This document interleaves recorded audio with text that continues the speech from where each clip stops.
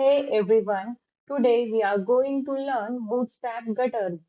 Before writing any code, let's look at this layout. I have created three Bootstrap columns. Everything looks fine, but can you notice one small problem? Yes, the columns are too close to each other. The layout works, but it doesn't look clean. First, understand gutters are simply the space between column and row.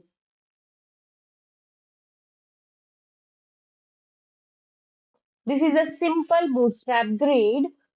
We have one row and three columns. The columns are very close to each other. Let's improve this layout. Change this row 3. I'm adding one bootstrap class G3. Save and see output. Now look at the difference. Bootstrap automatically added spacing between all the columns. This spacing is called gutters. It's that simple. Go back to VS Code,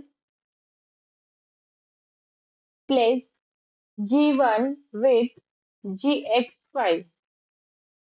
Now I have one question. What if I only want spacing from left to right? For that, Bootstrap gives us GX. Save and see output. Notice carefully, only the horizontal spacing has changed. That's because X represents the horizontal direction. Now replace GX5 to GY5. Save and see output. Nothing changed. Can you guess it why? That's because we only have one row. Vertical spacing become visible only when we have multiple rows. Quick revise. G horizontal and vertical. GX horizontal only. GY